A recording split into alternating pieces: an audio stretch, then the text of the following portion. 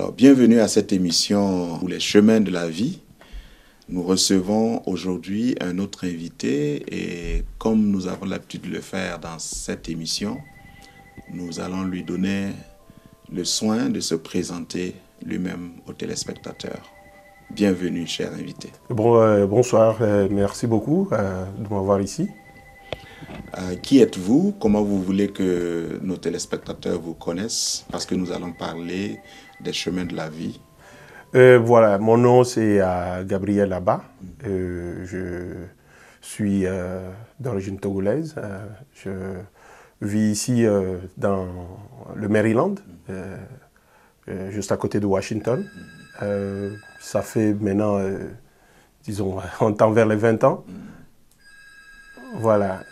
Et puis, voilà, je suis dans le domaine de la consultation dans le domaine des langues étrangères ici. Nous sommes dans un pays où l'anglais est la langue officielle, la langue dominante, mais un pays d'immigrants par essence.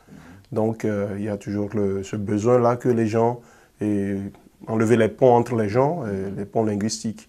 Et c'est là où nous venons au niveau du gouvernement fédéral, au niveau de l'État et des privés.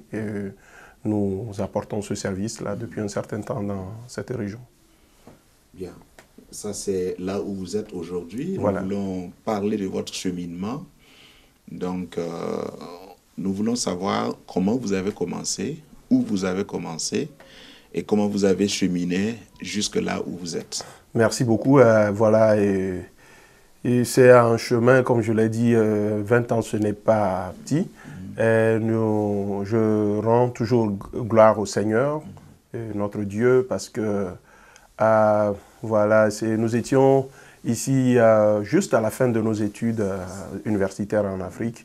Et j'étais arrivé ici, et d'abord dans un autre État, en Pennsylvanie, et puis par après dans le Maryland ici. Et c'était un moment où les Africains, nos frères africains, se comptaient sur le bout des doigts. C'était, voilà, et on allait dans un magasin et on voyait un noir, on se demandait si c'était un Africain, même avant de penser s'il était proche de votre pays, etc.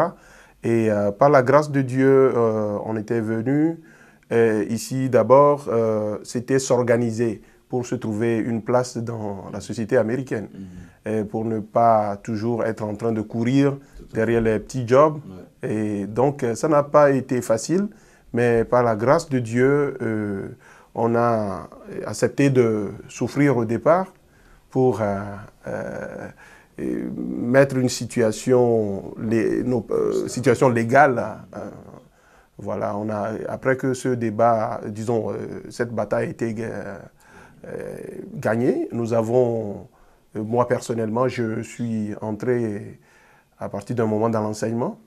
J'ai enseigné les langues étrangères ici pendant 5 ans. Et après quoi, avec la discipline que nous avons acquis dans la connaissance du Seigneur, on a quand même accepté d'être humble partout où on passait. Et ça nous a permis quand même d'ouvrir une entreprise privée. Et dans ce domaine-là, comme partout ailleurs dans le monde, c'est la confiance de ceux qui viennent vers vous, et que les prestations que vous faites, la confiance et puis aussi l'excellence qui vient du Seigneur. Et quand on met tout ça dans le plat, et au fur que le temps passe, les années qui passent, on a commencé à développer sa clientèle et puis voilà, ça a pris quoi. Ouais. Ouais. Un très beau parcours, c'est le moins qu'on puisse dire. Je suis tenté de vous demander quel peut être le point qui vous a aidé le plus, je veux dire le secret ou la recette qui vous a aidé le plus à tenir pendant toutes ces années et à arriver là où vous êtes. Voilà, merci pour la question. C'est une question qui m'a été très souvent posée, surtout que la population d'immigrants maintenant devient très grande. Les gens vous prennent comme une référence et vous posent toujours cette question. Et je dirais, j'ai toujours dit que ma force personnelle, je l'ai puisée dans le Seigneur. Je l'ai puisée dans le Seigneur sur beaucoup de plans parce que, vous savez, c'est un pays dans lequel on dit un pays de liberté.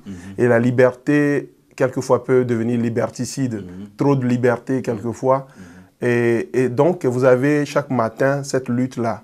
Et quand vous réveillez, vous levez de votre lit, vous avez devant vous, comme la parole de Dieu le dit, et le bien et le mal. C'est à vous chaque matin de prendre cette décision-là que je peux courir derrière le mal et devenir très riche dans ce pays, et courir aussi derrière le bien et devenir riche, même très riche, ce n'est pas interdit. Maintenant, quel genre de personne nous voulons être? Quelle est notre identité? Donc, ma force, je l'ai puisée dans cette lutte pour garder mon identité chrétienne. Parce que j'ai été formé dans la foi, j'ai grandi dans le Seigneur avant de venir ici. Et je me suis toujours dit que, quels que soient les vents et les marées, si je m'accroche au Seigneur, si je veux dépendre de mon intelligence, j'aurais déjà échoué. J'aurais déjà multiplié des erreurs très grossières quelquefois qui ne nous ressemblent pas en tant que chrétiens. Donc toutes ces années, c'était ce désir de retourner chez moi et que quand les gens reviennent, même le physique déjà, qui parle très fort, qu'ils ont tellement changé, et pas positivement. Je ne voudrais pas être perçu comme cela parce que je me disais toujours que même ce qui se passe au-dedans de nous peut s'extérioriser avant qu'on ne le sache. Notre conscience étant devenue morte, on peut penser qu'on est toujours dans le Seigneur, mais qu'on est totalement à côté. Donc, c'est ce que je peux dire, c'est la formation que le Seigneur nous a donnée en Afrique. Et je crois que l'Afrique, les églises africaines aujourd'hui font encore ce travail fondamental là, de s'intéresser à l'individu, le former personnellement, au lieu de la formation de masse qu'on donne dans les églises ici où il y a plus...